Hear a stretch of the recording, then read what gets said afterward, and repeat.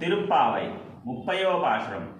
வங்கக் கடல் கடைந்து மாதவனை கேசவனை திங்கள் திருமுகத்துச் சேலையாச் சென்ற இஞ்சி அங்கப்பறை கொண்ட வாற்றை அணுபுதுவை பைங்கமலத் தண்டரியல் வட்டர் விரான் கோதை சொன்னா செங்கத் தமிழ் மாலை 30 இங்கிப்பறைப்பார் 2 மால்வரை தோள் செங்கம் திருமுகத்தச் செல்வத் திருமாலால் எங்கும் திருவரல் வெற்று இன்புருவர் எம்பாவாய்.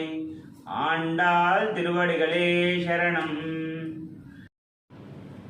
తిరుప్పావై 30వ పాసురం. వంగల్ కడల్ కడైంద మాధవనై యొక్క అర్థం సముద్రాన్ని చిలికిన మాధవుని, కేశవస్వామిని, చంద్రబింబం వంటి ముఖం గల అందమైన శ్రీ మహావిష్ణువును అలంకరించుకున్న దేవతలచే పూజలందుకుంటున్న శ్రీ కేశవుడిని తమ పాదాలను చేరుకోవడానికి ఇదిగో ఇక్కడ ఈ పారాయణం అని చెప్పిన వారికి శ్రీ మహావిష్ణువు యొక్క అనుగ్రహంతో ఎల్లప్పుడూ సంపదలు, ఆనందం కలుగుతాయి అని.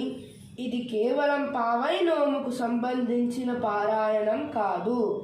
7 జన్మల పాటు విష్ణువుతో సంబంధం, సేవ కొనసాగుతుంది అని ఆండాళ్ దేవి వివరిస్తుంది.